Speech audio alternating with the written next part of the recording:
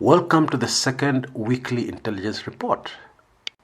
Now, if you took in our very first intelligence report, you will know that we're expecting more terror attacks, after the attack on Dusit Hotel in Nairobi. And the extremely scary thing now is that IEDs, improvised explosive devices, have come into the mix. Now, the Al-Shabaab terror group are well known for IEDs. They're able to make them very quickly and very cheaply, using a lot of local materials. According to intelligence sources, their level of sophistication is very worrying, even to the international community. And there are many signs to prove this. For instance, the Dusit Hotel suicide bomber wore an ordinary suit and was able to conceal very powerful explosive device without anybody noticing he was wearing anything. Very fascinatingly, once again, the Americans knew the attack was coming. Just days before, they warned their nationals to avoid crowded public places. Now, another very scary thing about the sophistication of the terror group is the ability to disguise these explosives. Like in the case of Tomboya Street, Latema Road, the explosion yesterday, the device was put in an ordinary box that looked like it was carrying electronics or something. Now, the place where this device went off is very instructive, because after Tomboya Street, the number of CCTV cameras dramatically increases. If you're coming down from River Road or Luthuli Avenue, as you enter Tomboya Street, you're inside the CBD proper of Nairobi. And here, the number of CCTV cameras, many of them hidden, dramatically increases. So it's very interesting that that box ended up where it did. Because if it had proceeded further, together with the person who was escorting it, CCTV footage would have been able to show that person's face.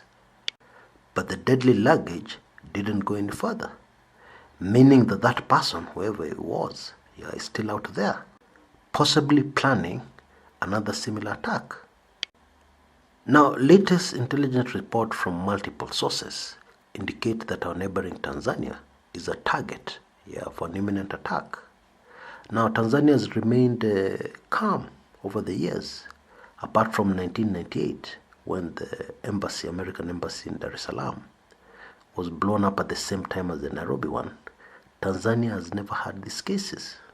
This is despite the fact that over the years it has been known that recruits of Al-Shabaab have not only come from Kenya, but Tanzania as well, in large numbers.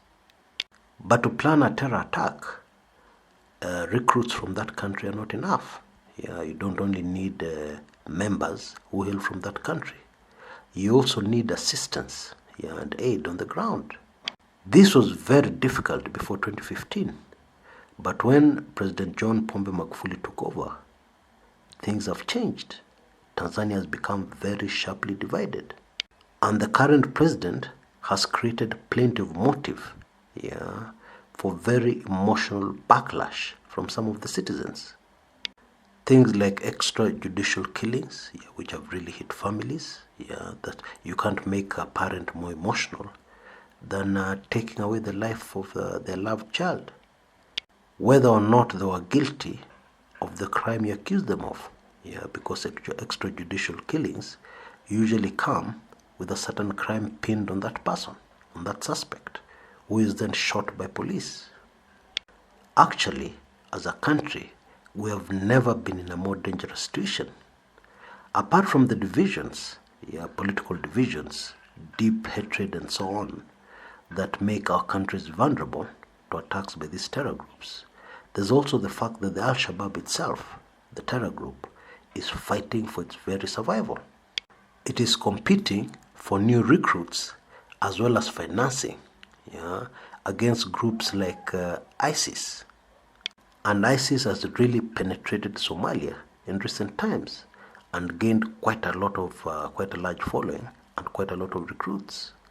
To reverse this, Al-Shabaab have been forced to step up their attacks, for publicity purposes, to attract new recruits and of course also to attract financing, by showing off their capabilities to possible financiers. Actually, this may be able to explain something very strange that happened recently in Nairobi. What was this strange thing?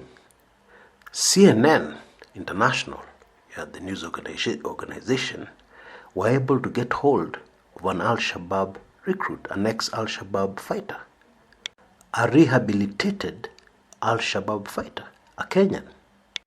Now, these are people who have undergone training as terrorists, and although they have been rehabilitated and put back in society, they are still very dangerous people. And for that reason, our intelligence community and security forces usually keep a very close eye on them and their movements. One of the things that is a huge no-no for them is any interview with the press. Why? Not only for their own security, because these people are targets from the terror group, but also because there's a huge danger of them releasing information that our intelligence community would not be comfortable being released to the public. Therefore, a very close eye is kept on them, naturally. So the fact that CNN got hold of one of these guys and brought them into the studio and interviewed them, although they didn't show their face, and the person talked extensively, even about how he met Bwana Gishunge, Ali Gishunge, one of the attackers of Dusit Hotel in Somalia, surprised very many people. Those people understand how these things are done. And it has emerged, actually, the CNN interview, that contact was facilitated by the local intelligence community. Facilitated and instigated. So that brings us to the huge question. Why would our local intelligence boys be so keen to have an ex-El Shabaab person interviewed on CNN? And even coached the person on exactly what to say and what not to say in the interview. Because one of the super interesting things is that this ex-fighter, ex-terrorist, got some dates wrong, including the date when he says he met Gishunge in Somalia. That date contradicts a lot of what we know about these terrorists, and Ali Gishunge in particular. And there's a high probability that they probably just forgot the date they were given to say they met Gishunge. And informed sources believe the reason why our local people did this was to create heightened interest, and heightened attention on terror in the region and especially in the country. The whole intention being to attract more support and more financing to fight terror. More so with the heightened desperation of the Al-Shabaab terror group. In fact, one of the really scary latest intelligence indicates that Al-Shabaab has split itself into various groups, various separate groups answerable to one leadership, but competing separately and independently to launch terror attacks, which makes it viable for them to launch several attacks at almost the same time, almost simultaneously, with these groups fiercely competing to see who will launch the most successful and the most devastating attacks.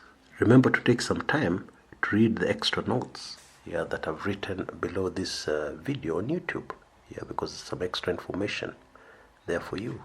Until the next report, this is Chris Komekucha.